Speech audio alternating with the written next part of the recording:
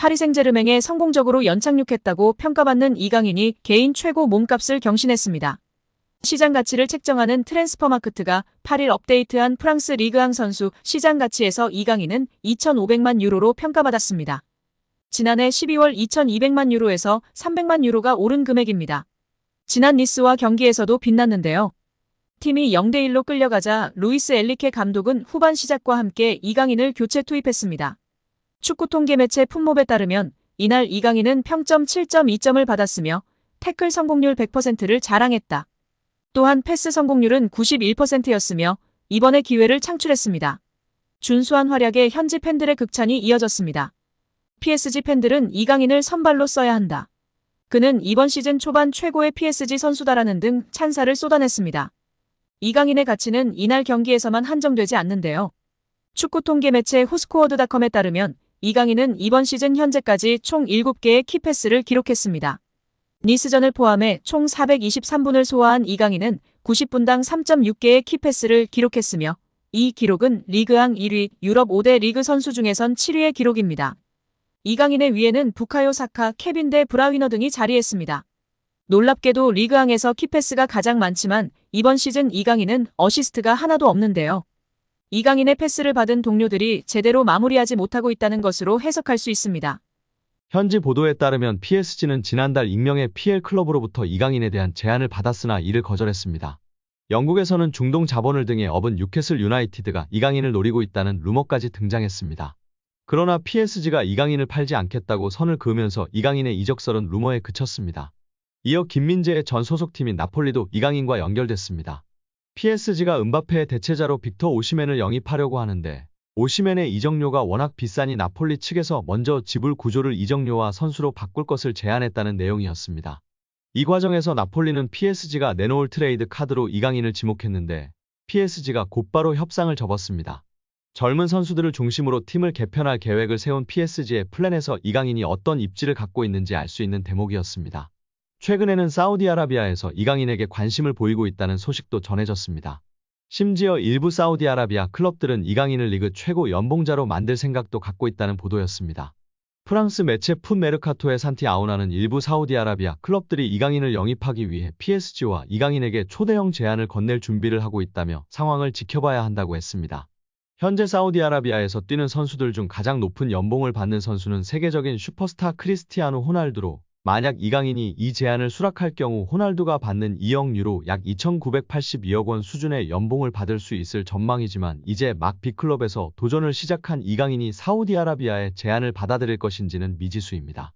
이정환 엘리케 감독은 이강인을 향한 칭찬을 아끼지 않았었는데요. 나는 스페인 프리메라리가에 있을 때부터 이강인을 알고 있었다. 이강인은 무언가 다르다. 아주 특별한 선수다. 이강인은 미드필더와 공격수를 모두 소화할 수 있다. 우리 방식이 아주 잘 맞고 공이 있을 때나 없을 때나 영리하다. 다재다능하고 체력적으로 강하며 기술까지 뛰어나다. 나는 이강인과 함께할 수 있어 아주 기쁘다고 극찬했었습니다. 여기에 이강인이 올 시즌 파리 생제르맹에서 깜짝 놀랄 활약을 펼칠 선수가 될 거라는 현지 매체 전망이 나오며 화제입니다. 프랑스 매체 르텐스포츠는 PSG, 루이스 엘리케의 새로운 놀라움, 지난 시즌 비티냐, 브래들리 바르콜라와 같은 몇몇 PSG 선수들은 엘리케 감독 지휘 아래 완전히 폭발했다. 이번 시즌 엘리케가 다시 어린 선수 중 하나를 크게 향상시킬 수 있을까? 나는 이강인이 올 시즌 놀라운 활약을 펼칠 가능성이 있다고 전했습니다. 매체는 PSG가 이렇게 젊었던 적은 없었을 것이다. 유럽 축구 연맹 챔피언스리그에 참가한 PSG는 활력이 넘치며 무엇보다도 유망한 팀으로 구성됐다. 지난 시즌 엘리케가 부임한 후 일부 선수들은 급격한 성장을 경험했다면서 이강인이 폭발할까? 프랑스 수도에서 소심한 첫 시즌을 보낸 이강인은 일관성과 통계를 볼 때 PSG가 마요르카에서 그를 영입하기 위해 2,200만 유로 약 326억 원을 지출한 것이 옳았다는 걸 증명할 수 있다고 설명했습니다. 이어 경기에서 능숙하고 지난 시즌보다 더 많은 주도권을 잡을 수 있는 능력을 갖춘 이강인은 올 시즌 PSG에서 깜짝 놀랄 만한 선수가 될 수 있다고 올 시즌 PSG에서 가장 주목할 만한 선수라고 강조했습니다. 파리 생제르맹에서 활약 중인 이강인의 미래가 더욱 밝아질 것으로 보이며 화제입니다. 나세르 알켈라이피 PSG 회장이 어린 선수들이 주축이 된 팀을 만들겠다고 공언했기 때문인데요. 유럽 축구 전문기자 파브리치오 로마노에 따르면 알켈라이피 회장은 우리는 앞으로 6에서 8년 더 함께 뛸 수 있는 팀을 만들고 싶다라며 유럽 축구연맹 챔피언스리그 8강팀 중 가장 어린 팀을 보유하고 있다. UEFA 클럽 랭킹 10위 안에서도 가장 어리다. 정말 자랑스러운 일이다라고 말했습니다. 현지에서는 알켈라이피 회장의 발언에 대해 미래 자원들로 리빌딩에 착수할 거라고 선언한 것으로 보고 있습니다. 킬리안 음바페가 떠난 후 새로운 청사진을 그리고 있다는 분석입니다. 영국 비사컨은 PSG의 알켈라이피 회장은 장기 프로젝트를 그리고 있다. 앞으로 6년, 7년, 8년은 뛸 수 있는 젊은 선수들을 중심으로 팀을 개편하고자 한다라며 알켈라이피 회장의 최근 발언은 과거 음바페를 지키려고 했을 때의 발언과 상당히 대조적이다라고 전했습니다. 이어 PSG는 새로운 시대를 준비하고 있으며 음바페는 팀 계획에서 점점 사라지고 있다.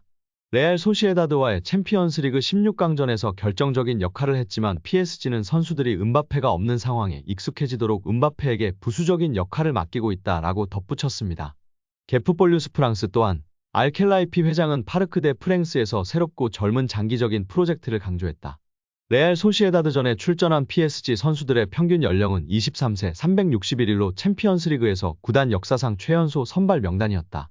경기 후에도 알켈라이피 회장은 라커룸을 찾아가 선수들에게 부담 갖지 말라고 격려했다라며 현재 PSG가 리빌딩에 돌입했다고 설명했습니다. PSG의 최대 목표는 챔피언스리그 우승입니다.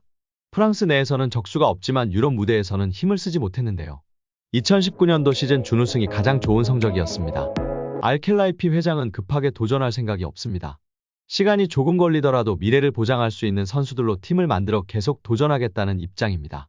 RMC 스포츠에 따르면 알켈라이피 회장은 선수들은 매 경기 승리를 원하지만 현실적이어야 한다.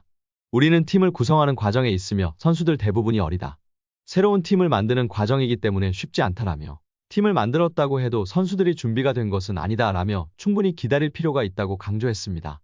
회장이 직접 젊은 선수들로 개편하겠다는 뜻을 밝힌 만큼 이강인의 미래도 좀 더 밝아질 것으로 기대되고 있습니다. 2001년생 이강인은 얼마 전 23번째 생일을 맞았습니다.